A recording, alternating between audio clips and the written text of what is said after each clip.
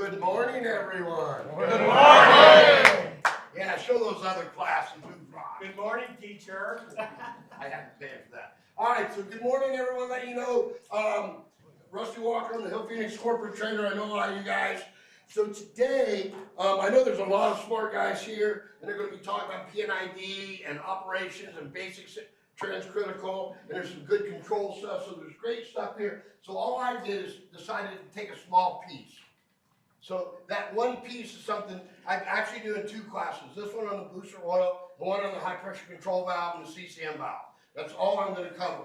And so I was going to have everybody come up here when we get into the troubleshooting part, but I don't know if that's going to be possible. But what I want to do is I simply want to talk about the booster oil system. Is everybody cool with that? And before I start and say anything else, I do want to say this about troubleshooting a rack, a booster rack.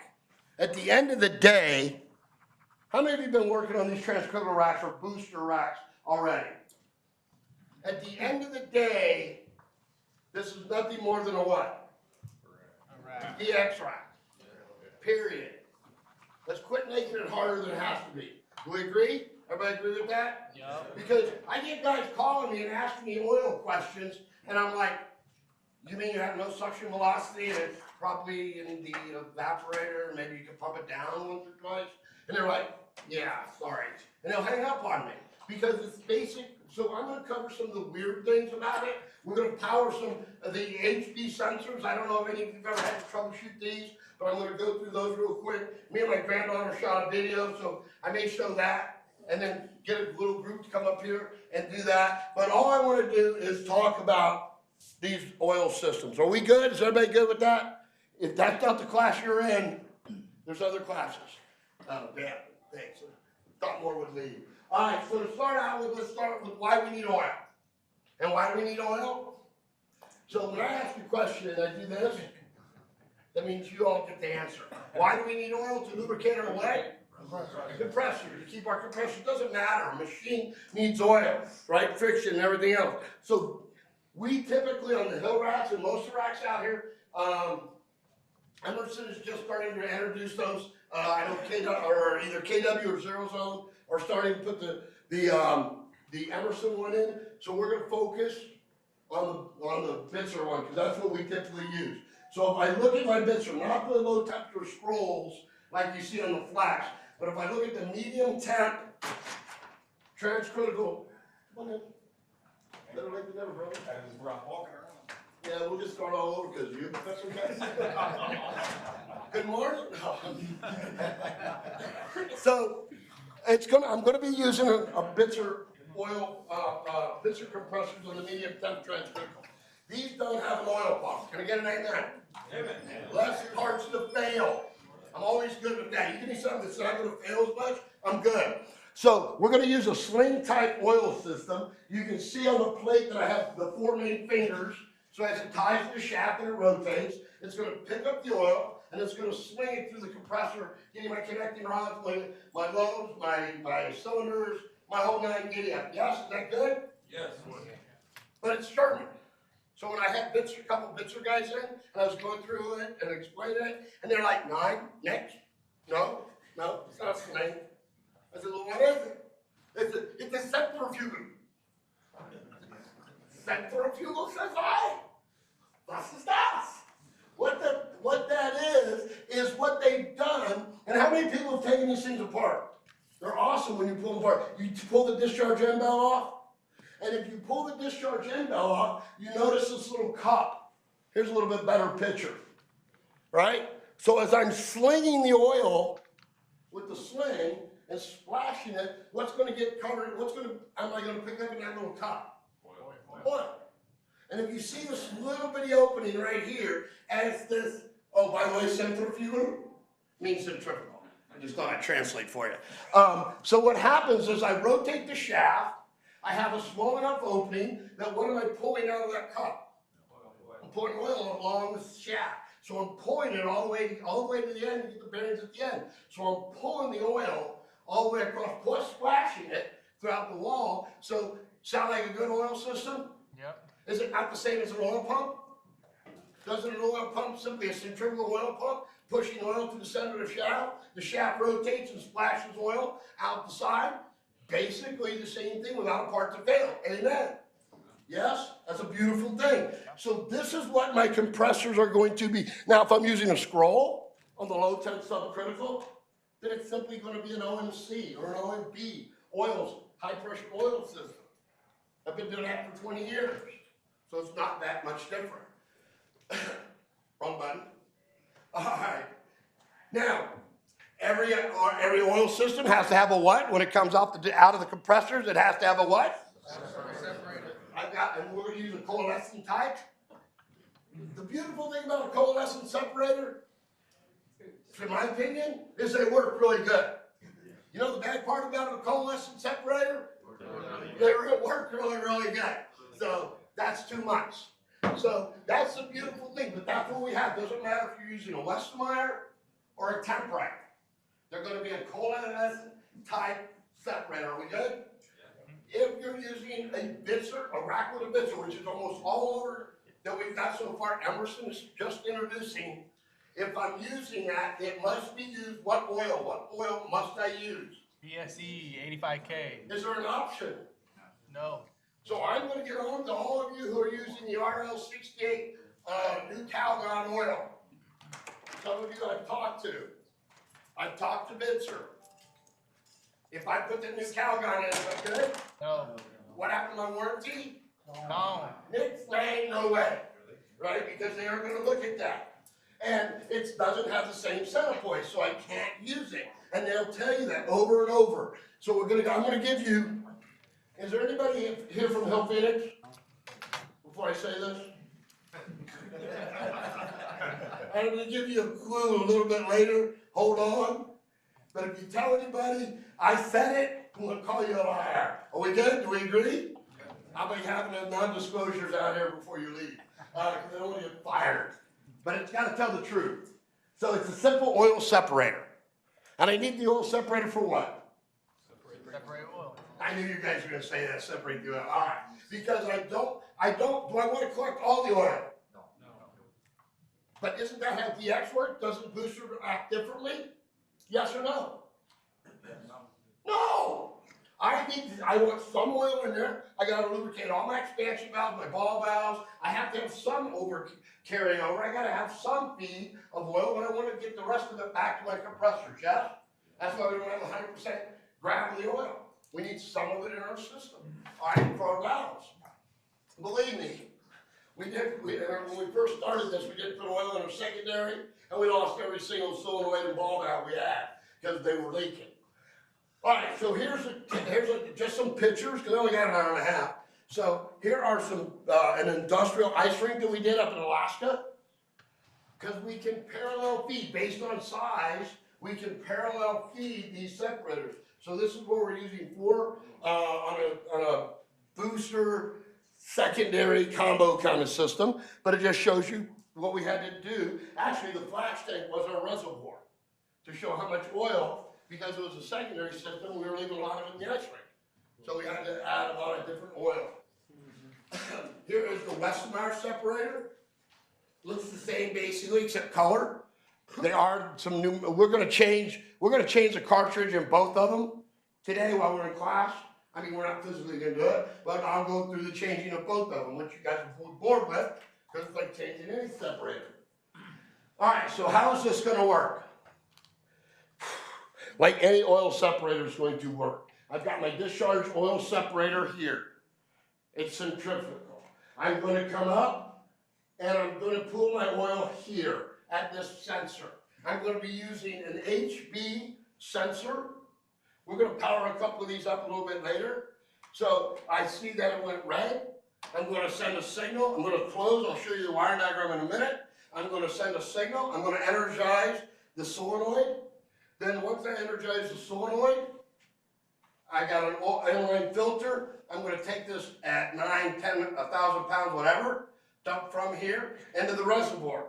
As soon as I do that, as soon as I clear the separator, the light will go off, sending the signal so to tell the controller I don't need that. Now remember, I'm pulsing this solenoid, and it depends on Oh, I got oil. I simply have no oil. If those of you who can see my meter, you'll see when the red light comes on.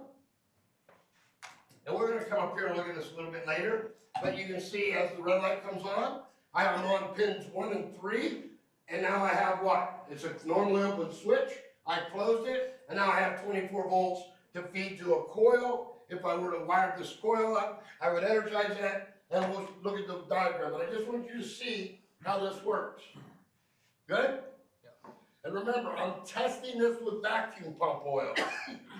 I have a video in which I tested it in lawnmower oil. Is it accurate with this oil? These sensors have actually been calibrated with the BSE 85K. This is a troubleshooting tip, because if I have one of these and I'm not sure, if you've got the old school one, and I'm probably off the grid a little bit, that's still good. But it's not that, there's nothing to tell me this thing is active, yes? So a lot of guys are taking and changing these when there's nothing wrong with them, because I have zero light. If they'd simply dump it, a little vacuum pump oil, let the light come on, they would see that the sensor works perfectly. And then check your meter and watch your 24 volts come back when the switch closes. All right, I got off track there a little bit. From the solenoid, it's gonna feed into my reservoir.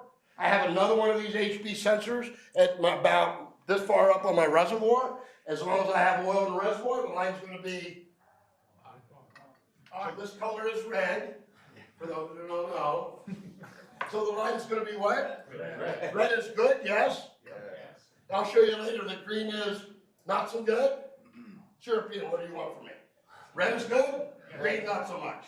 All right, so we good there? So I energize the solenoid, I clear the oil, I turn that off, but when I dump oil into this reservoir, let's say it's a nice warm day, California day, no snow, and I'm running 1,500 pounds.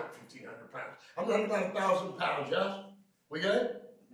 So what's the pressure right now for where we've gone? We stopped here. What's the pressure in the reservoir right now?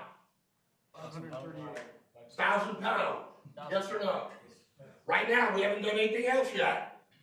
It's 1,000 pounds. We agree? Okay, because I've come through there, I open the solenoid, discharge gas is entered into there as well, and then what does this do? This is my vent line. It comes from here, here, here, down the manifold, down to my flash tank, or my receiver, right? I'm running my receiver, flash tank at 515, so the pressure in the reservoir is how many pounds now? 515. As long as this, now, remember, this is a troubleshooting class. When this solenoid opens up, what should happen to this line thermodynamically or touch-wise, thermal-wise? It should get what? Hot. Hot. Yes or no? And it should stay hot for how long? So it turns Just off. as long as it takes to dump all the hot gas, yes? Is that a troubleshooting tip? Yeah. Because I get calls and guys are saying, hey, this, that, or the other thing. I said, dude, touch this line when that solenoid energizes. If that line doesn't get hot, what's wrong? It's not getting that. It's not getting. Could it be the inline oil filter? Yeah. Could it be this oil filter? Look at this little bitty opening. Could it be this? Could it be the solenoid's not energized? Could it be something's in the solenoid? Could it be that I'm simply not flowing and I'm opening the solenoid, but if that thing doesn't get hot, that means if there's no hot gas going into there, there's no oil in there, yes or no? So is that a quick little trick? I don't know how many I found. What about if this is, you're gonna love this one. Oh, where is it? Do you see this right here? You know what that is? It's a ball out. No, that's not the one I'm caring about. I care about this one. Tell me what happened there.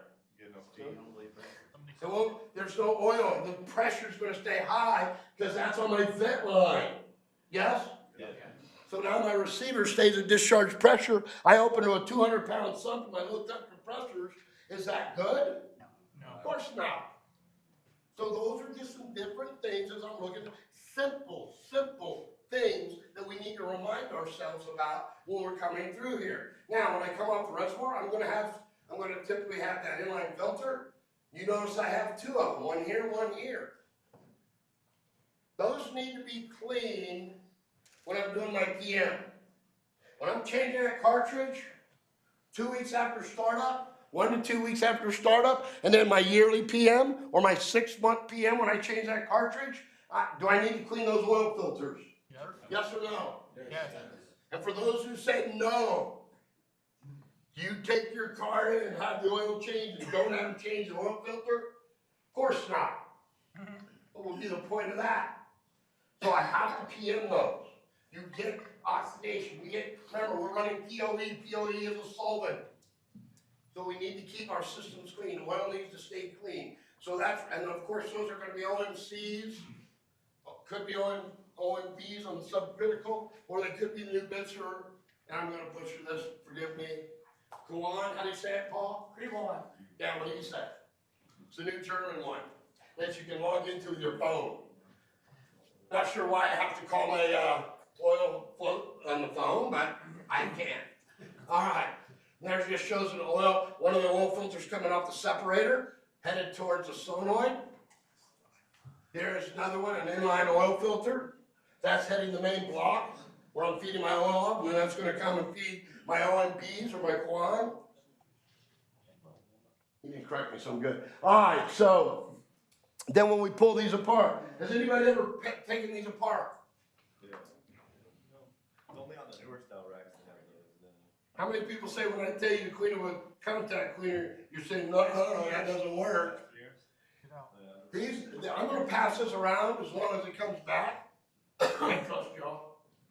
I feel a bond. But look at the opening in this. Does this have, I'm breaking it. Does these things have to be cleaned? Yes or no? Yes. Absolutely. Now, if you call 1-800-BUY parts, we'll sell it to you for $100. If you go on Amazon, they're about $50. But I didn't say that. I'm just saying I would buy them online if it were me. All right. So these have to be cleaned, the openings have to be cleaned, the desk has to be cleaned, everything, or you can replace the element. I don't know how much the element in itself. We typically sell the whole thing, not the little element. And I haven't been able to find them. I've been lucky and haven't been able to find them yet. All right. Here is my Temprite oil reservoir. Notice that I have red light, so that means I have oil or no oil? Oil, because the red is good. We'll do this when I break this down a little bit. Give you a couple of tips. And of course now, can you see the light on that one? Green. And green light means? Not so good. So all it means is I don't have oil. Unlike this guy, and I'll change one out when we get to this, but the newer style, when I don't have oil, but I'm still active, I'm still alive, instead of being this dead, not colored, whatever, it'll simply be a flashing green light like a heartbeat, saying, yes, I'm alive, yes, I'm active, yes, I'm waiting for oil, but I don't have it. So green is waiting, red is good. All right? So that just shows my reservoir is low on oil. Not necessarily a perfect condition, correct? We are working on this, by the way. We took the picture. All right, so I have them on my separator. I have them on my reservoir. I have them a different one on my flash tank to indicate the level. It is not the same part number. It is a capacitive sensor, but it is a different fluid that it's looking for, so it has a different part number, and it won't work with the oil. It works with the liquid CO2. So don't try to change those sensors, because they won't pick up properly. Now, this is more of an older design. This is before the OMBs and OMCs were rated at the higher pressure. So this is where we're running into a lot of guys are calling on these sensors. Is it good? Is it not good? I just had a guy call me just recently. And what they're saying, two things. Number one, if they take that sensor out, will they have to drain the system? Power head. Huh? Power head. Yeah, just taking the sensor itself out, leaving this in. Are they going to lose anything? No. I'm going to pass that around, but absolutely not. it's still, the pickup is still in there. I can take that off all day long. Matter of fact, what I tell guys when they're not sure and they're troubleshooting, I tell them to go get lawnmower oil. Dump it in vacuum pump oil like I have here. See if the light comes on. It's an easy way to troubleshoot these. All right. On this particular system, this is going to light. It's going to close the switch like that has. Said 23 volts. I'm going to energize a 24 volt. Oops, wrong slide. All right, so let's break this down a wee bit. This shows that it's a capacitor. Basically, when I keep calling it a capacitive, I want you to know it's not an optic eye. Are we good? It is not an optic eye. So you don't have to pull it and clean it. It's not like what we have on the secondary CO2 systems. So basically it reads the different density between liquid and vapor and gas. So that's what I'm picking up. I'm picking up the liquid, and then there shows that it's a normally open switch, and you see here 4 red light means I have liquid, 4 green light means I'm waiting, and 4 red lights, and I'm going to demonstrate that in a minute.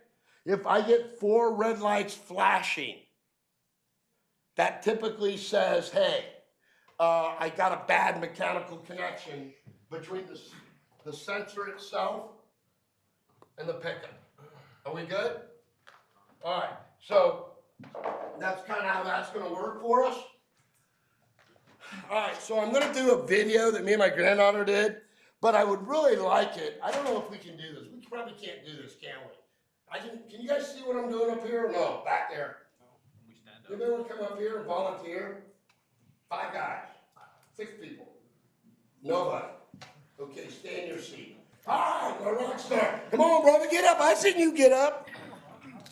Come on, man. You made that move, you. I seen you. Let's go. We'll show them what we're fixing to do. All right? Because I'm lazy by nature. Those of you who know me know that to be true. So I'm going to let them do my work. But check this out. This is how this is supposed to work. Mr. James, how you doing, brother? How are you, buddy? Hey, man. I got to let you keep the students. Yours got woolly. So we see Hey, the stop. light. We just went to green. All right, now go down a little bit. Stop. Notice my meter. Go down.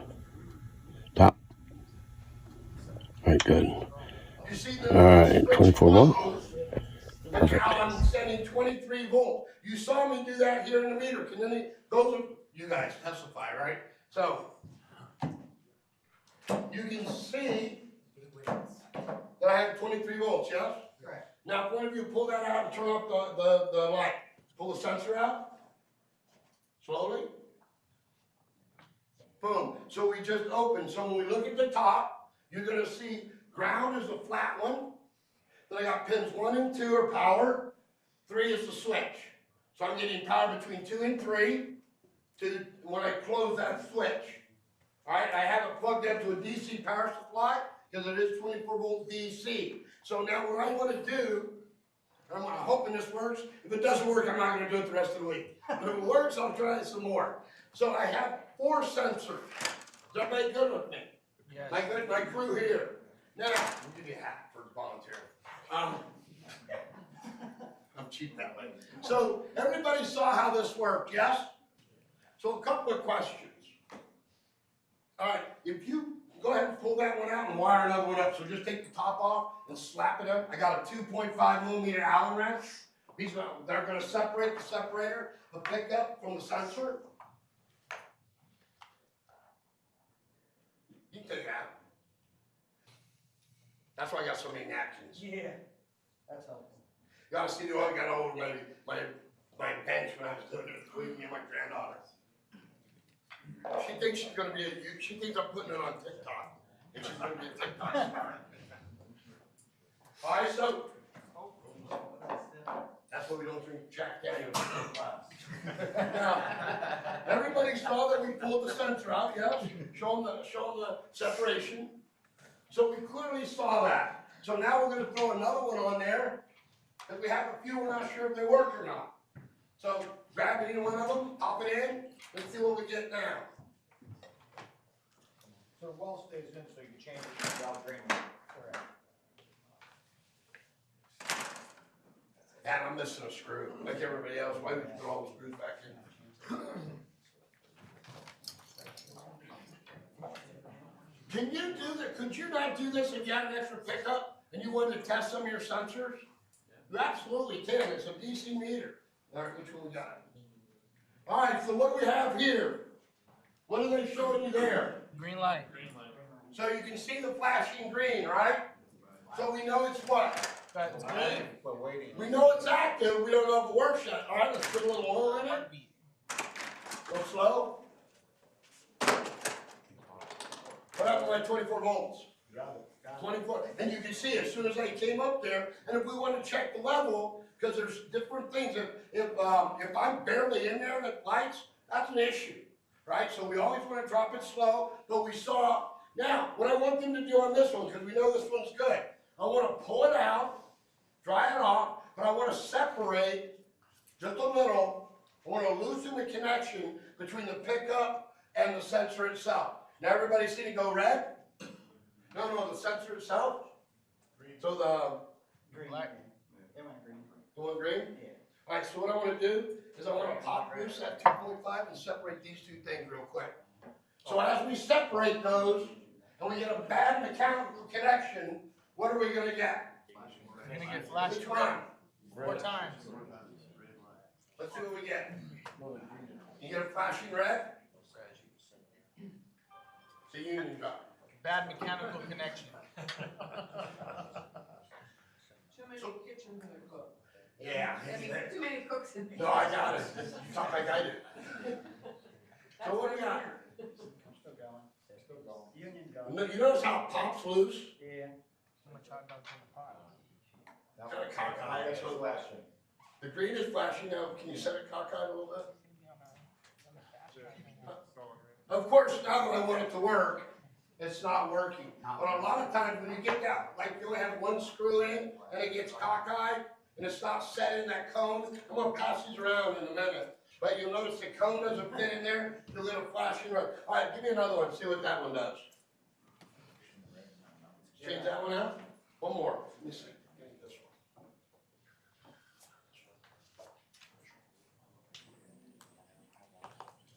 Cheating, you got him marked. It's like, yeah, do that one. You see where I checked? So, I just pulled this one out of my compressor, and we're gonna put this one in. I can't seem to get oil in the compressor. I have these as my sensor, and I can't get oil. I'm supposed to send 24 volt to a solenoid to force oil into this. So we're gonna test this sensor real quick. I happen to have some vacuum pump. Whoever vacuum pump oil this is, I appreciate you. Hey, Rusty, the previous one, since it was flashing green, is that a newer one? Yeah, so those are the newer ones. That's why I want to show you. And you can replace the older ones where there's no light at all, and it's perfectly backwards compatible. Okay. So you can change those. Great question. 3 curved and 1 flat. All right, so now what's this one doing? Remember, when you're plugging these off, the flat terminal is down. And so when you're wiring, you got to make sure you open that up and look at 1, 2, and 3. 1 and 2 are hot. 1 is positive DC. 2 is negative DC. 3 is my switch. That's going to give me my signal. So that's gonna be that switch, or number 3, is that gonna give you a positive vectors or? So all that does is if I'm feeding 24 volts into on number 1, then when that switch closes, it's going to allow 24 volts to energize the coil. I have a relay I didn't wire up yet, but it'll simply, and I'll show you the wire diagram in a minute. That's going to do an alarm and different signals using that. But it's simply that normally open switch energizing. So it's just to help prevent like a False and so, because a lot of times we don't understand how these are working. And so they, when we're going to proof out, you saw what happened on that, right? I missed it. All right, so watch this. All right, so now what color am I got? Nothing. Wait, I thought they were put out. I got an old run on how long it's going to take us to spill that. So what's going on here? I got 0 red light. You're empty. What's wrong with it? You're empty. I'm empty. Stop doing that. That's exactly right. People go, well, I have no oil. No, what's happening? Got The no. sensor's bad. The sensor's bad. It's that simple, dudes. When you pull it back, you gotta pull the head off. What's that? No, because, great question. Because it's separated, the sensor's not seeing that vacuum. So it's not like a transducer. Not like a transducer, no, because when I pass this around, you'll see it. We've had it twice though, where we get below 8,000 microns, all of a sudden that thing starts reading full. Pulled one on the head, on the vessel. I would probably pull the heads, but it shouldn't do anything. No effect. Should have no effect. Because when I pass it, Have conductivity. it's reading really the density or conductivity of the oil. So it shouldn't have any effect on it. It happenstance. Pull it back from the Trader Joe's vessel, and it just blinks out. So it stopped working? It worked, but. Yeah, it shouldn't have it, and I'll show you why, because it's totally separated. That's why I can pull the sensor out without losing pressure in the vessel or the compressor. Because of that. Good question. So what's wrong with this one, guys? Simply a bad sensor. So I want to pull this off, change it out, put a new one in. So if this isn't working, is it going to energize the relay? No. So it's simply your oil problem. Sometimes it's just simply the sensor's not right.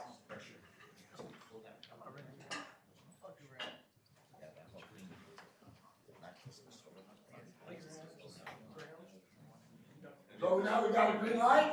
Have you ever seen debris, the actual portion that's in the refrigerator? Have they ever what? Have you ever seen debris inside? In the system? Yeah, like in between where the sensor, like In the system? Yeah, because you get oxidation, you get when you. I know it's our fault, it's our, but, yeah, I have seen it. But these are not as susceptible as Alright, so what did we just determine? What did we just determine about this? It's bad. Alright, I'm losing the class. I want to thank these guys. They did, and I just want to show you this. They were awesome. Alright, so what I'm going to do is I want to pass a couple of these around. I want you to look at the numbering. I want you to pay attention to the flat side. The flat side is typically what? Round. And so I'm going to dry these off as best I can. I would not hold them over my lap. Pull the sensor off. Let me ask you this question. So let's say I have an issue with one of these sensors, and I think the relays, I don't have oil, I don't have another pickup. You see where I have power coming on here, correct? Because we're talking about middle of the night stuff, right? How many of us are still on call? So that's what we're talking about. So, could I not open it like this? You see how I'm making power? Then simply pop my, give props out to Matthew.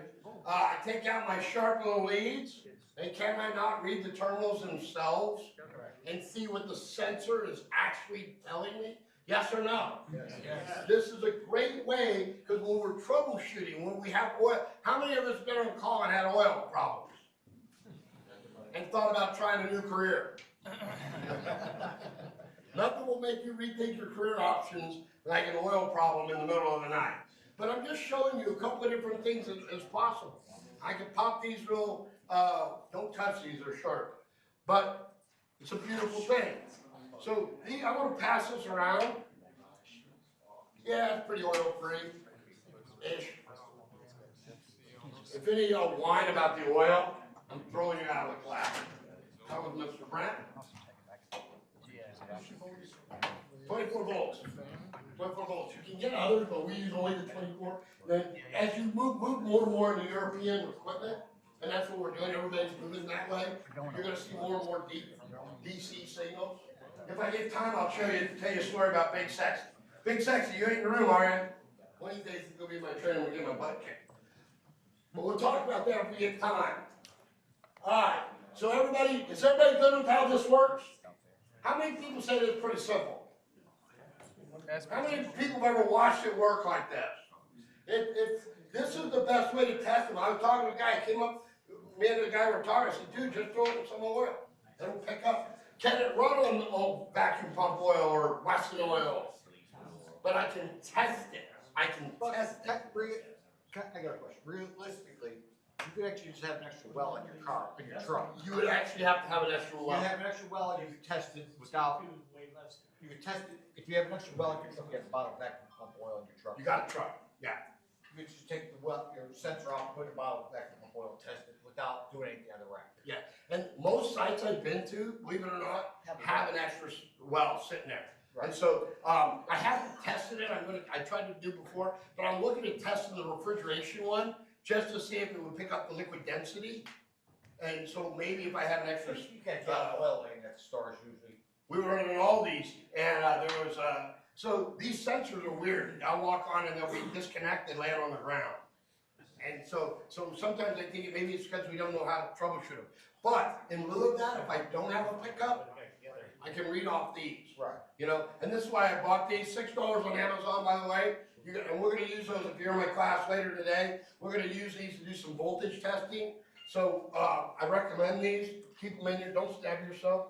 But everybody sees you see how it separates? I mean, since we had that vacuum question, I do want you to see how that would be hard for that to pick up. I was telling Paul, that when we did it, it was a new one, leaking green, and all of a sudden, about 8,000 microns of flash liquid. He's saying. Oh, red? Like red. I'm wondering if Mine's that's liquid. maybe liquid or not liquid. Cause that would have to, the liquid, you saw how the liquid had to be submerged, it had to be submerged in the liquid? Yeah. So I, CO2 one's a little bit more sensitive too. yeah, I would have to see it. I would have to see it. Have they been boiling stuff off the oil and Like it was potentially sensing covering that way? liquid. Yeah, but because remember, it's gotta read the densities. Putting water in the compressor. Oil is enough, it could Putting water in the potentially fill up compressor. that. That's what that's depending. Maybe. Said it was on a flash tank. It was It one was, thing. because it was a flash tank. Oh, yeah. It was a compressor, or there's gonna be oil in there, or plumb, that's the oil. It's on the flash tank. Alright, so real quick, I just wanna, how many people know what this is? By a show of hands, that's what I thought, nobody. How many people know what this is? An oil system diagram. How many people, if I gave you a reading of wiring diagram test, would pass it? Okay, it's a challenge. Alright, but all we have to do is, I keep encouraging guys, quit troubleshooting them. I'll say, what page on the diagram you are? Oh, I don't have the wiring diagram. It's on the panel. Don't troubleshoot these without the wiring diagram, because you see, because some of these look confusing, yes? So this sensor, here, I gotta close that. When I go 1 to 3, I'm gonna energize that. That's gonna close a set of contacts down here. I'm gonna tell the controller I need oil. The oil is going to start its pulsing, and it's gonna pulse here to energize this coil, which is going to allow the separator, that's the oil separator relay, and it's gonna turn on my relay between the oil separator and the reservoir. So we simply, and that's why it's so important to understand what this 1, 3, and 2 is. 1 and 2 is power, yes? Yes. Coming off my power supply is down here, I have a DC power supply. And 1 and 3 are closing when I have oil to energize that coil. I'm gonna use that coil to send either a change of state, either a digital closure or digital open, to tell a controller something, to alarm, and do some of the different things. But it all starts with reading this diagram and understand, you have to understand, he closed here, he energized here, well, what happens here, right? When the digital closes to the program and telling the controller. So this is one of the things we have to understand when we're troubleshooting these things in the middle of the night, is how to read these different wiring. Oil reservoir, low alarm. I go low on oil, this de-energizes, yes? So I'm gonna do something with that. So I'm probably gonna open a relay. We have to understand, is it opening, is it closing? Am I getting 23 volts, am I not, or 24 volts? So this is where sometimes I'm simply closing a set of digitals to tell the controller something, and I'm gonna enter into a flex combiner. And it's gonna start pulsing my oil based on the solenoid with a solid state relay. right? So we have to understand what the closure does and what does the flex combiner or the program. If I'm doing a 782 or a microthermo, I have to understand what it's telling me when I get that open or close. So that's part of it as well. Everybody who's worked on these knows what that is. That is our solid state relay that opens that solenoid between the reservoir and the separator. If you ever get one with a solenoid, it's staying open all the time. Anybody's ever run into that? Simply pop that out, clean it, put it back in, and it usually resets. Is everybody good with those? You can also get those on Amazon. They're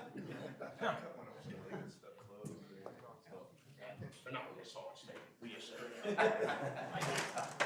I just want to take you back to this filter here. Uh-oh, you brought something. No, this is yours. Oh, it's mine. Okay. So this looks like, like a mini Desiccant. dryer Yeah. desiccant shell. Is that basically? Basically, that's what it is. Now, you had mentioned that, were you joking when you said you could use contact cleaners to clean this thing up? I haven't had a lot of problems with it. Some guys say they do. I've not. I've used it, and it seems to work fine. I'd prefer you to replace it. I was gonna say, I'm looking at this thing. I would prefer you to I replace would it. say it was 2 o'clock in the morning and you had no choice. Right? You gotta do That's something, exactly right. Okay. So if I'm doing PMs and I can get them, so remember, a lot of our problems right now is we simply can't what? Get Yeah. Get parts. So we all know that all my guys on the tools, we all know there are times we do something that we're not gonna tell mama about, right? We're jumping things out, we're doing things, but remember, we're going back and fixing them. But some of this stuff is, how do I do it, keep the store from losing what? Product. Product. Because when I get oil issues, can I take the rack down? Yep. I definitely, where's my, Freddie, you in here? Freddie's not in here. We had a line break, I think it was, Articom, one of the Articom companies, we blew an oil line. So I'm gonna tell a real quick story, cause that's how we learn, we teach each other. So we have a problem. Well, let me get to another slide, then I'm gonna tell you this really cool story. Not really, but that is my oil separator. If I had to, that thing busted, and I couldn't find anything. How many of you would put an ice cube relay in there? Done it. I would, in a second. Done In it. a second, I would put an ice cube relay in there. Question? No. Oh, I would do it too. what's that? I would do it too. Yeah, because we don't want, our main project is not to lose what? Product, all right? Whatever you gotta do to get the rack running. Our job. So I'm gonna give you this, I'm gonna help some of y'all out to keep a job. Who said that? I walked over to, remember, AC/DC, Metallica, radar systems in the military, and mechanical rooms. You have to shop. All right, so, y'all in the back room, Matthew and his crew back there. Y'all said you could read this wiring diagram. A lot of us can, a lot of us struggle. That's just a fact. So this is how, for those of you who have the oil system, where you have the HB sensor on the compressor. How many people have one of those? Those are real prevalent here in California. We got the Formula MCs. So here's how this would operate. So I'm gonna walk through the steps. The first thing I gotta look at is, where's it gonna start with? Can you guys see that? Open it up on your phone. Can you see that? Where am I gonna start at? Which one of those sensors? Oh, you got the numbers on. So the first thing I'm gonna start at is the HB sensor, the level sensor. All right, I'm gonna close, I'm gonna energize LTLOR1. When I energize that, I'm going to tell the what? I'm gonna tell the controller, I need Oil. oil. I need oil. So he's gonna energize and close a relay. That controller relay is going to energize a what? Solenoid. Another coil. That is that solid state relay. I just energized him. When I energize him, that's LTOVR1. That's going to energize a set of contacts. And then finally, step 4 or 7, I'm going to energize a what? That solenoid that's feeding oil, 24-volt solenoid, is going to energize. I'm going to begin to pulse it to feed oil into the compressor. Now, you haven't heard me talk about the pulsing rates because there's different manufacturers that are using different pulse rates. There's one manufacturer, we do it on 5-second intervals. There's other ones, there's one on the separator and the reservoir that's gonna operate every 4 minutes. They're gonna open it for 10 seconds. So we just have to understand who's our equipment and understand we're pulsing these relays to feed oil into the separator to the reservoir and into the compressor. Now we clean this wiring diagram up. These are the solenoids right here. This is the older school system.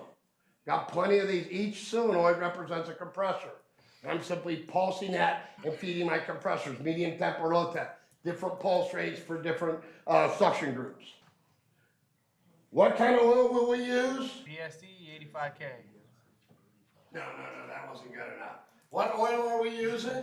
BSD 85K. If I have picture compressors and I don't use that, what have I just done? If you're already out of warranty, who cares? No, that's not true. Use BSE, 85K. So here we go. I'm gonna tell it, how many more minutes do I have? I only got 15 minutes? No, you got 45. 45 minutes. Oh, I got 40 minutes, dude. We're ready. Slow her down, man. So we're gonna make it to Big Sexy. That's gonna be good. So, BSE 85K. I got a phone call from California. I thought it was Freddie, but it may not have been. And if it was you I got the phone call from, let me know. But I got a call from one of my guys that I talk to fairly recent or often in California. It was on a Saturday. He said he had the compression fitting on the oil line break loose. I'm like, well, that sucks. What did you do? He said, it's Saturday. I said, okay, how's this story gonna go? Not gonna go well. So I said, all right, it's Saturday. What did you do? I felt like a detective interrogating him with a stick. What did you do? He said, I put in RL, 32. Oh, no. How many people know that sucks? Yeah. Different viscosity, not the same oil, yes or no? Not rated for these compressor temperatures, not rated for these compressors. So I told my man, I said, why did you use that? And what was his answer? It's Saturday. All I had. That's all I had. It's all I had. I said, bro, this is what I'm gonna tell you right now. First of all, can I get the model and serial number? No. Because you knew I was gonna point the word to you, right? No, I don't roll that way. So, my man said, I said, dude, you have got to change that oil ASAP, as soon as you can get some 85.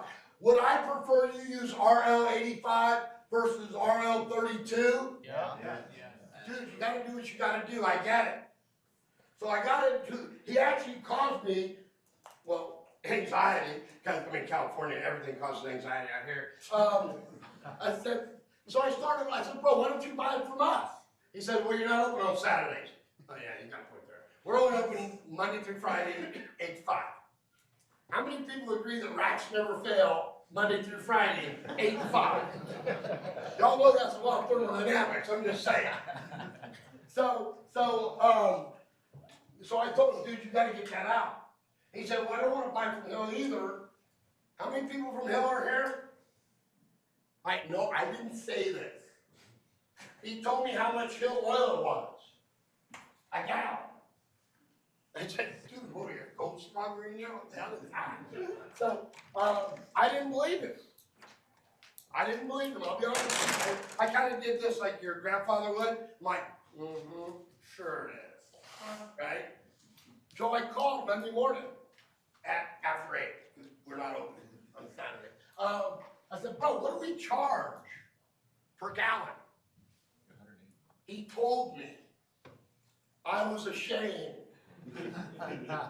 I took my shirt off. I said, no, I'm in mourning now. So I started doing some research. And I found out, and I talked to Bitzer, a couple of guys at Bitzer, and I talked to a guy at United. so you know I didn't make this up. So I looked in it, I said, and I went on the new Calgon website. Anybody been on their website? On their website, they imply, you gotta read the whole thing, don't read the bold stuff, read the non-bolded stuff, because they imply that it is good for what? Good for Bitzer. It implies that. So I talked to a couple of my guys at Bitzer, and I said, hey, the website says, and they said, no, that is not true. So there's an issue right now between Calgon and Bitzer.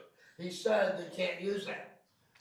On their website, they actually have an oil, so the 68HB.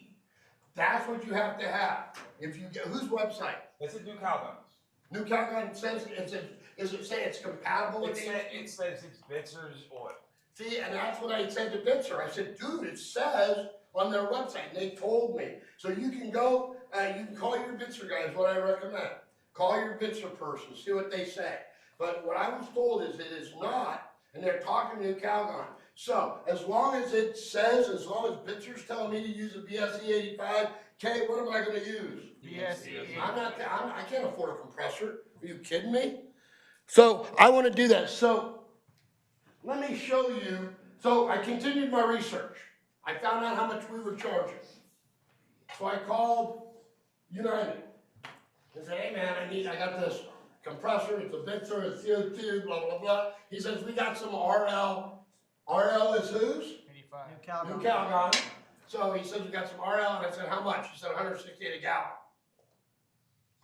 That's more than, okay, I'm not gonna tell you that ours was $400 and some a gallon, so don't ask me, that would be wrong. But theirs was 168 a gallon.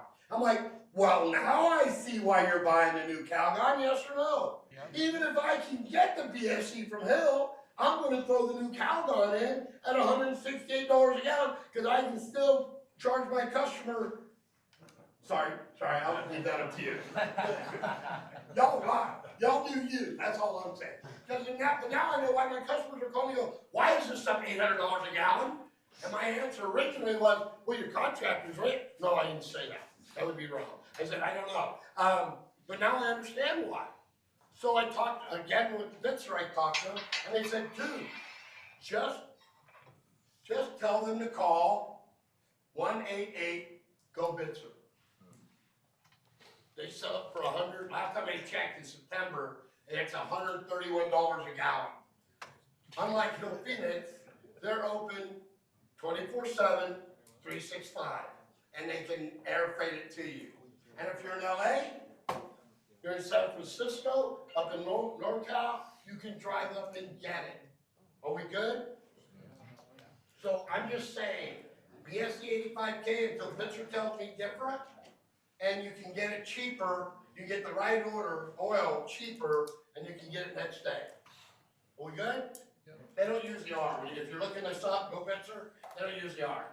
That's why I translated it for you. Yes, sir. You said Bitzer's open 24/7? But they're supposed to be 24/7, Okay. 365. James, is that true? Yes. If you look on the side of the compressor, What's that? That even goes for. Yeah, and that's for compressors, it's not just oil. But I'm just saying for right now, it's oil, but it is for all things Bitzer. Rusty, if you look on each Bitzer compressor, there's actually a 188 number on the side of it, and you can call On the it. Bitzer compressor? Yeah, Is it? on every Bitzer compressor, there's a 188 Bitzer number. Is it on there? Is on every compressor, Okay. every Bitzer compressor, They obviously. used to have a sticker that said BSE 85K too, but I noticed the newer ones don't come out with that. All right, so is everybody good on this? That's the price of admission right there, isn't it? What's that? We want to talk about that. You said you're good? Oh, I said the stickers on back.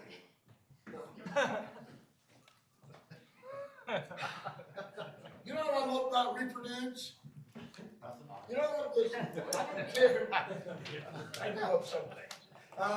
What I think is so cool about refrigeration people, doesn't matter if you're in, I've been in Venezuela, I've been in India, I've been in Costa Rica, we're all the same dude. And if I were to give y'all $1 million, the first thing that Wesley would say is, great, now I gotta pay taxes. That's just how we roll. And of course, with all the science and technology, that's still how we're putting oil in. Remember, it's POE, so it's hygroscopic. If any of you know Andy Shelton, that's proof that Andy Shelton will work. All right, so I've got the OMB/OMCs. How many people have got those now? How many people are happy you have those? No? Versus that sensor? I'm much happier with this. It simplifies electronics, and the OMB has been around forever.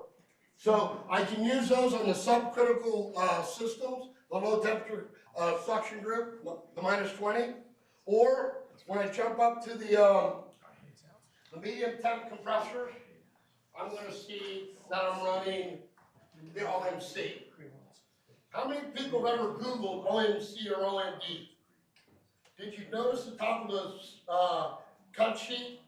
It says OMB/C. Yes. So it's basically, they're all Hall effect type sensors, and what they are is it's basically the same motherboard in the controller. So it doesn't matter, oops, I was gonna take that out, my bad. So if you have that slide on your phone, delete that for me. No? Paul said, don't show that. And if those of you who don't get it, good. All right, so I honestly thought I took that out, Paul. So if I'm doing an OMD, it's 12 volt or 24 volts. We all know how to energize the power, not the solenoid. The other thing I gotta know is if I go to an OMC, not only is it made for a higher pressure range, but it's also good for 102 or 120 and 208. But it's gonna operate the same way. So if there's any of you young techs in here and haven't ever used this, an OMB is really self-diagnosing, really. If I get a yellow light, let me show you these real quick. So you can see the three colors. I got a green, amber, and red. 3 lights, LED lights. So the green light will be going when I have power. I'm good. I'm ready to rock and roll. It's America. Green is good. All right. When I go yellow, took a couple of you a minute to get that, but I appreciate it. Yellow light means that I'm filling. I'm doing my job. I'm filling oil into the compressor. It's a high pressure oil flow, and he's allowing the oil to pressure drop and feeding my compressor. All right, I've got, if my sight glass is below level for 10 seconds, I will begin to fill. How long am I going to fill? Until it fills. 120 seconds. Yes? So says Emerson. So how many times I'm going to fill? All right, I tried 120 seconds. I didn't make it. I'm going to lock the compressor out, and I'm going to turn the LED what color? Red. Red. That means I'm continually trying. I have 4 more attempts to auto reset. Are we good? 5 more tries at 120 second a pop to auto reset that. So if I tripped 4 times and I wasn't able to get oil, 120 seconds each time, I still haven't cleared. I've done 4 times. I am on my last try. If I'm able to fill the sump on that last try, what is my LED going to do? It's going to go back to green because I auto reset. Are we good? What happens if I lock out? What happens to my light? It begins to flash. So if I get a flash, that means I tried my 5 auto sets. I didn't make it. I'm now going, why would I want to flash it? Because a flashing light is more likely to do what? Get your attention. So I have an oil. I have to kill power. If it's 120, I kill the toggle switch. I still have to de-energize it. Remember, it has an IC chip on board. That board is a counter chip. It counts your trip. In order for it to de-energize, I must make sure the LED is off. It's not boom, boom. It's boom, make sure your LED is clear, then reset it. All right? And then that's how I'm going to auto, then I got to go back. Depends on which controller you got. A lot of times you have to go back to your controller and reset your oil alarm there as well. All right. Come on, man. I sounded like Biden there for a minute. Sorry. I'm in California someday. So, look how it simplified my electronics, yes? It just simplified that versus the 7 steps I took when I had the HB sensors. The other thing is, this is, oh, I got worked up. 8:30 is my time? For 9:45. I got it, okay. So, I just want the oil relays are here. There's different oil alarm relays and everything. But let me tell you a quick little thing. Do you see anything different about these relays? DC and What do you see? DC and AC voltage relays. Red lights and green lights. Now, some of you already heard this story, but when I'm moving, we gotta get good at electronics because you may have 120, 24 AC, 24 DC, you may have 208, 460, all on the same page of a drawing. And to give you this, so the oil ones or anything typically oil is going to be 24 volts, as I showed you before. So you can see I have red lights 120, black and white wire. Green lights, 24 volts DC. Couple of things I want to just bring to your attention. How do we troubleshoot typically a relay that we suspect is bad? Jump it out. We can jump it out, or we simply do what? We pull the bad one out, we grab the one next to it, we pop that in. Can you see a potential problem here? Don't do, so what's the things I'm warning you about are things that I've already what? Done. So I was in my own training room, popped the red one out, not paying attention, popped the one next to it, it was bad. I'm like, this is just great. 2 bad relays all in the same. Stupid Hillphoenix, right? And then I grabbed another because I'm not that smart. I grabbed the one right next to it and did what? Did the same. This time we can actually see the smoke leave. I'm like, what the? Oh, damn. And I started looking around to see if anybody's in the room with me. But I blew up 2 of my own relays. I'm just telling you. Let me tell you a quick story. So, there was a Trader Joe's in Birmingham, Alabama. And I've been there a few times, and the guy at Trader Joe's at the time somehow thought I was his personal technician. So he calls me, it's Saturday at like 4 in the morning. And like a moron, I told you I'm not that smart, I answered the phone. My man says, dude, you gotta go to Birmingham.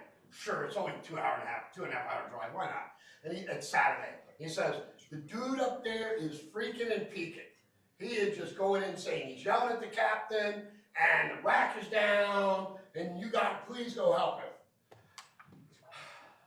Trader Joe's, So I get in my little truck and I drive to the store. I come up the roof, and old dude sitting there, and he goes, "You from Hill?" Puts my hat on. Yeah, I'm from Hill. I didn't tell, but big old dude. And I said, "What you got, big sexy?" And he says, he goes, "You're Hill, you suck. CO2 sucks." Again, Kevlar underwear. This stuff sucks. You've been there, right? How many been there? Been there all night? Pissed. So my man is telling me this, so I go, all right, show me what you got. Takes his meter, and he starts doing this, and I'm looking underneath his island-sized paw as he's doing all this, and I reach over, say it with me. He had his meter, and I reached under and did what?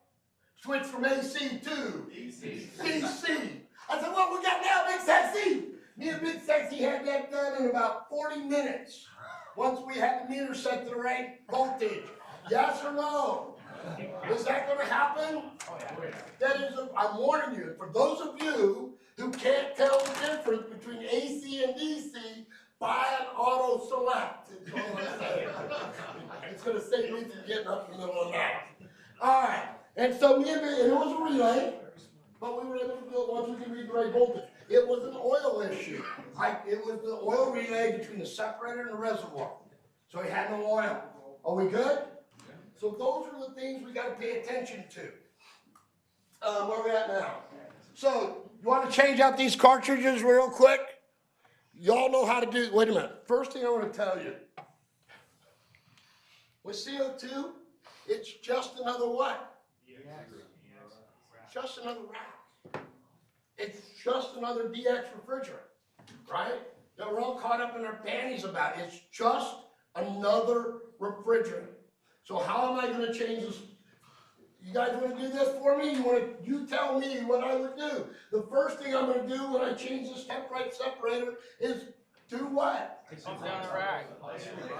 Pump it down. Down. Isolate it. Pump it down. Yes or no? Yeah. Switch my safety from 45 bar to 60 bar. Yes? Yep. Because I got more what? More pressure to work More with. time. I want time, especially if it's Orlando, Florida in July. If I'm in Wisconsin, I don't really care in the winter. But then the other thing I'm gonna do, we just did this, is I'm gonna go to the access port on the reservoir, because I have the two. But remember, I have to close the liquid ball valve, yes? And pump it down. Because did I separate the store from the rack now? Yes. The rack now becomes a vessel, yes? Yes.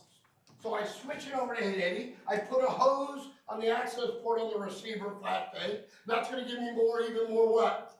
Time. Time, because if I see I'm hitting 60 bar, 880 pounds, what am I gonna do? Relieve the pressure. Just, like Ryan said, I'm just gonna simply bleed it myself. Because I'm now in control, I'm not letting the safeties do it, yes or no? Yes. How long you think, I think Ryan was there. We were in a rack in Georgia, 104 on the roof. We were doing some work, we're changing the separators. How fast you think we're gonna hit 880? Less than an hour. Here's what we did. We had a PAC. We turned the water on. We turned the fans on. 100%. What does that just give me? Why did I do that? Because it's just another vessel, is it not? Compressors are off. I've separated the store, so it's not gonna see the high pressure. I forced the swamp cooler on, if you will. If you're from BAC, I'm sorry. But how much, so we shut down at 10 o'clock in the morning, 104 South Georgia or Atlanta, it was like the end of July or June. Yeah, something like that. And we shut down at 3:30, we still hadn't popped. 3:45, we came back online. Now, I'm not gonna lie to you. At 3:45, we looked at the meter, we were at 55 bar. Well, we popped. So we were like, Yes. we popped one when we first shut it down, remember, just for a second? My bad, okay, my bad. Thank you. Well, it wasn't, no. Because I did, so never mind, doesn't matter. It was just a quick pop, that's Yeah, all. it was just boom, out, right? Totally Then true. we were down the rest of the day, most of that day. Now, if we would have been up for another 15 minutes, what would we have done? Let it off. We would have bled that off. Now, is that part of changing the separator? Yeah. It absolutely is. All right, so because I'm going to be down, I don't know how long, and I know as a refrigeration do whatever can go wrong, Will go wrong. will go wrong at the most, and 104 degrees is the most, the least amount of time I want to do. How much more time would you actually get if you took the initiative to lower your suction pressure on both your medium and low temp and made the coils a lot colder than what they were? How much more time would that give? I don't know because it's not on the high side of the tank, but if I took the tank and brought the Drop the tank flash tank down, pressure, yeah. brought the flash tank down to 500, 460 something, that would give me more time, absolutely. So then, now I'm good there, I'm ready. I'm gonna simply I'm gonna take all the bolts on the separator. What did we forget? We saw, the rack's off, what are we gonna do, the discharge of the medium temp compressor? Isolate it. Oh, We're turn gonna off. isolate the compressors on the discharge. We're gonna shut the valve on the discharge side of the separator, yeah? Yep. Then all of a sudden, I'm gonna get my impact and pop all those off at one time, yes? No. No. I'm gonna leave what? You leave one on. I'm gonna leave two, opposite each other, loosen them up, hit it with a dead flow, make sure I don't have any seal. Rusty, have you ever had anybody pop it off and almost kill a kid? Define kill. I like name better, man. But make sure, and if you're putting your head over the top of the lid, stop it. Remember, there's high pressure. So you empty it, you bleed the pressure off, you pop the lid off. If I've got a temperature, all right, we're gonna start all over now. Good morning. So if I'm doing a temp ride, I'm simply gonna take the spider out, the 3-lane spider. It's holding the cartridge in, right? A lot of you have these, know what I'm talking about. So I'm just gonna loosen those, 10 millimeters open end wrench, take those off, pull that off. I have this instead of the acorn nut that's sitting on the threaded rod. I'm gonna pull that off. I'm gonna pull the cartridge out. I'm gonna look at the bottom to see if I have the O-ring. If the O-ring is there, I'm good. If the O-ring is not there, where's it at? Suction line. Go fishing early. You notice the first thing somebody said is the worst possible suggestion in the suction line. Wherever it is, we gotta find it. A lot of times it just dropped off the bottom, sometimes it's in the compressor, sometimes it's in the oil line, but we gotta pull it out and make sure we get it. If we don't, we gotta find it. So then we take the old one out, we put the new one on, we tighten it in, we tighten the spider quarter pass snug. Let me repeat that. Not star tight. So you're crushing the cartridge. Snug plus a quarter, right? Tighten it down, put the feet out, make sure the feet are tight, put the lid back on, 50 foot-pounds. Don't forget to change the one on the lid. Are we good? Change the one on the lid. Once I change that, me personally, if I pull an old cartridge, here's what I know y'all are gonna do. Some of you are going to take that and set it aside, so if you ever have to have another one, not mine, because the first thing I'm gonna do with any old ring I pull out is do what? I cut it. I cut it. Why? What don't I want you to use? Reuse it. I don't want you to use that because that's a placebo. If you use something that was in and you put it in, it's going to eventually, and it's going to be at the most in it. July 4th, when the store is full, you're going to start blowing oil in the refrigerator because when oil comes out, what comes with it? By the way, since I said that, I want everybody to sing this with me. If you don't, I'm throwing something at you. When I lose oil, I lose what? Refrigerator. And if I lose oil, I lose, say it one more time. So why would I ever put oil in a system that's been running if it doesn't have a leak? Oh, you got quiet now. Everybody knows what I'm saying, yes? We've all wrote, how many, like a logbook, I'm gonna pretend somebody would actually write in the logbook. But how many people read the logbook? September 1st, added a half a gallon of oil. A half a gallon POE? I'm having a problem already. I'm sorry. Getting nervous. All right, so then September 15th, put in a gallon of oil. September 30th, put 2 gallons of oil. The hell's going on? All right, October 31st, took out 15 gallons of oil. You know I didn't make that up, right? So if you're not putting refrigerant, you're not putting what? Pump it down. Pump it down. Let the electronic expansion valves open up. They're EEVs. Superheat's going to go up. Temperature's going to go up. Pump them down. Then open up the liquid line. Let the oil wash the oil back. We don't have hot gas, so we gotta pull the oil back. Don't add oil if you're not adding refrigerant. I had a guy actually argue with me, a senior guy. I'm like, all right, dude, let's step outside. Let's go. Let's go. My man went outside and locked the door behind him and ran away. Idiot.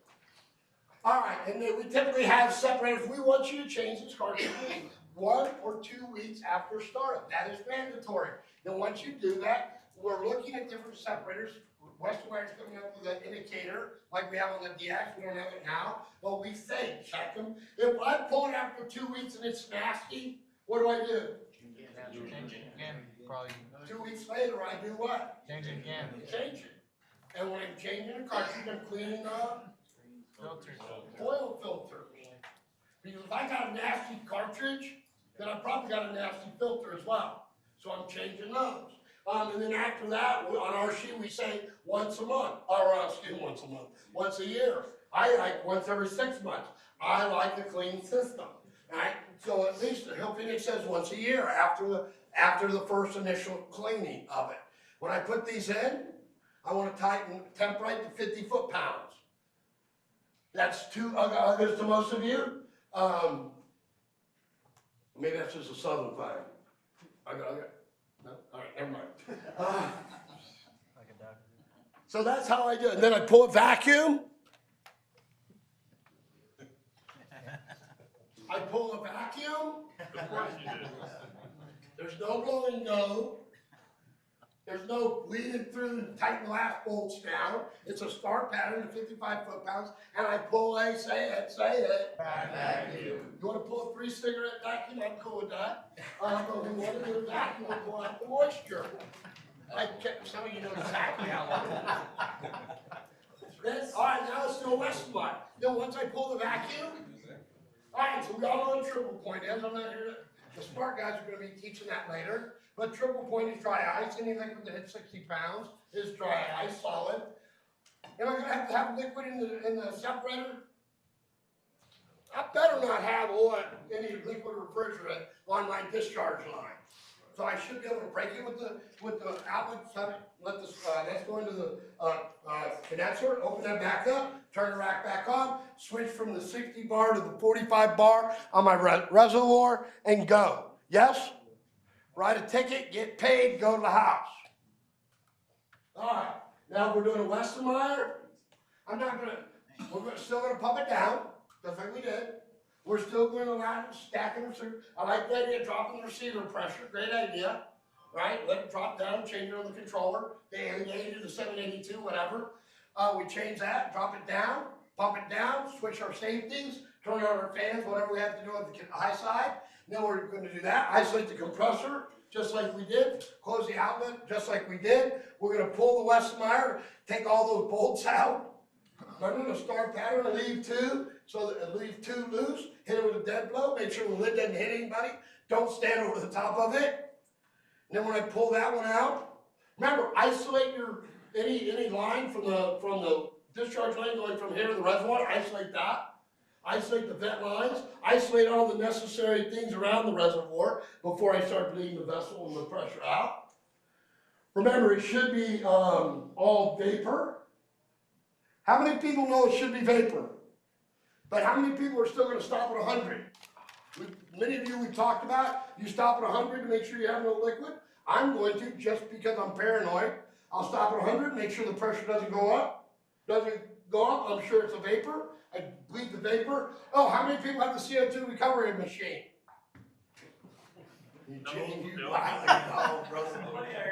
I should have known you was going to say that. So we have atmospheric recovery.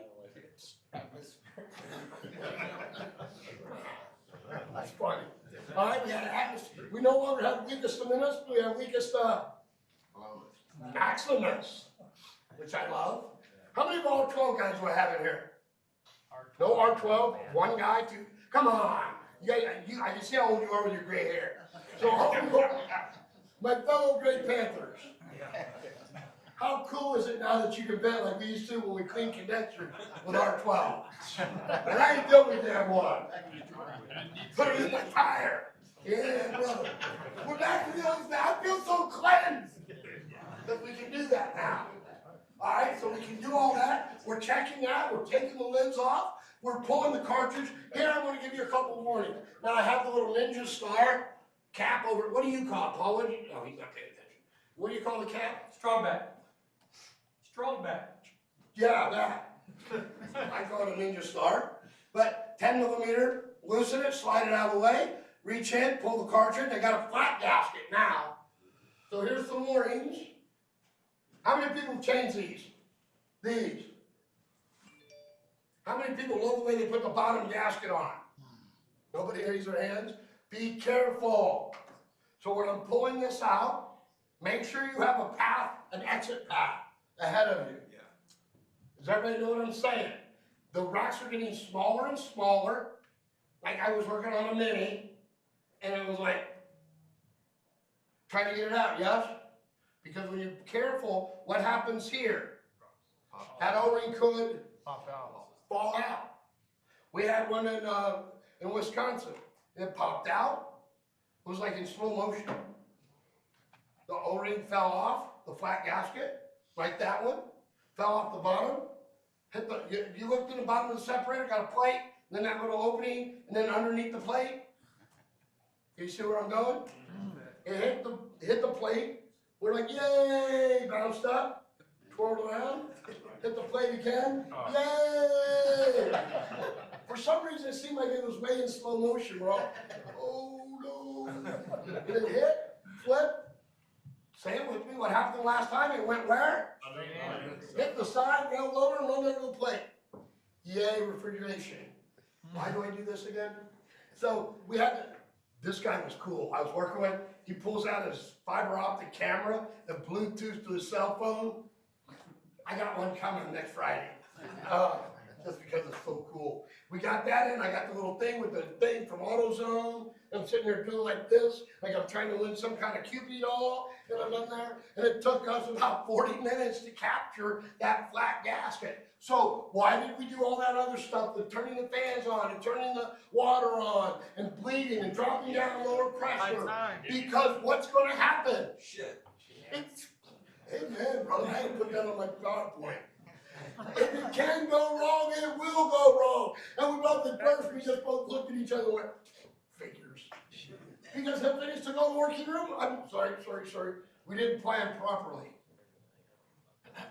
5 minutes? Okay. All right, so we good? Then we put it back together, 55 foot-pounds. Remember, when you put that bottom one back in, I like to put a little oil on the bottom of that flat gasket because it kind of holds it in place. But you got to get it right in place, right? Those who've done a Westermeyer, you gotta get that O-ring right in place. Put it in, 55 pounds, pull your 3-cigarette vacuum. Do not ever, if you get one of these green gaskets, call Westermeyer. They will send you a stainless steel crush ring. Remember, how many times can I use a crush ring? Once. And some of you said that because you're here. Those of you who are using them over and over, stop it. It's not when will they leak. I mean, it's not if they will leak, it's when. And they can't take a rack down. We just have one on a oil float. I just read about. We might be taking a rack down. Crush rings are one-time use rings. That's what happens. That is 4 weeks after startup. You know, a Walmart booster. That I think that one is about 5 weeks. You've got to change them 1 or 2 weeks after startup. You must. If they're nasty when you change them, you got to do what? Change them again. 2 weeks later. It's going to be cheaper on you in the long run, yes or no? Yes. And those of you guys with 90-day warranty, cut us a break. Change them again. All right. I did. Something like take. You don't get asked a question. I get a question. What are the values when you want to check your differential across your filters? Tell me. I know what Westermeyer tells me. You tell me what Paul says. 12 max, over 12 psi, you want to change it. Under 0, at 0, you want to change it, because why? There's no differential. Right? You're going to have 1 to 2 pounds differential. That's cool, because that's what Westermeyer told me. 12 pounds, 13 pounds, you're done. 13 pounds, you're done. So on that same thing, capacity makes a huge difference. What do you recommend capacity when you're checking? They're building one. I could hear. Capacity is gonna always makes a difference. If you're not at high capacity, you're not gonna see your difference. You see, we have temporary flow GX racks that trip. Right. You see the trip in there, so we know, hey, it's going. Yeah, unfortunately, we don't have that. And so we're tied to about 2% overheat.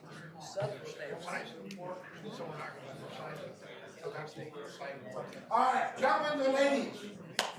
Real quick, I want to give you my quote. Oh, you got to do something, right?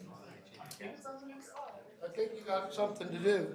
I want to give you my takeaways, real quick, that I hope you learn. Number 1, this is just another what? Don't make it harder than it has to be. This oil system, do the due diligence, understand what you're looking at. Again, follow the wiring diagrams, follow your HV sensors. And remember, it's just another rack. Are we good on that? Quit calling me with questions like, I have my suction lines flood. That has nothing to do with CO2. It's a defrost issue, it's a fan issue. We good? All right, thank you. Is there a Delta P max across the oil fill, Through the country, through the separator? yeah. Yeah, like Paul was just saying, Lestimer says 12-pound differential. Once you hit 12 pounds, you're on the clock. And zero is no good either. No, I mean, the oil fill, compressor, oil fill solenoid compressor. When was there a max shut off pressure or? No, we're dropping the pressure, we're feeding high pressure oil systems, and we got plenty of pressure drop. We got 515 in the reservoir, you got 407 and 200. That's why we pulse it, because the pressure is so much differential, so great, that we have to pulse it, so we're not flooding it. So you gotta have a differential on the separator. It's gotta be differential, right? From the separator to the reservoir? Yeah. So you're gonna be discharge pressure, that's gonna be anywhere from 700 to 1500 possibly. And on the 515 in the reservoir, so I have plenty of differential to feed it through there. Does that answer your question? You seen anybody retrofit from the older style of the whatever you call them, the little sensors to onto your own thing? To the new style heads? No, actually rip that out and go to onto your own thing. Yeah, I've heard some people do that. The supervised electronic technique, you gotta have a lot of time. It's gonna be some company like Gold's gonna rate it on top of it. Because they're not gonna get. So yeah, so if you're looking to talk about that. I'm on it at the game. Yeah, so it's a great idea. Hey, everyone, if you'd like to get credit for the class, get your certificate, please hit the QR code on the survey. You gotta have your name, your email address to get the certificate on the survey. Thank you for your attendance. Those from Decatur, Rusty? What's that? Those from Decatur? Yeah. Those from Decatur? The bad one? Next one, I have a picture.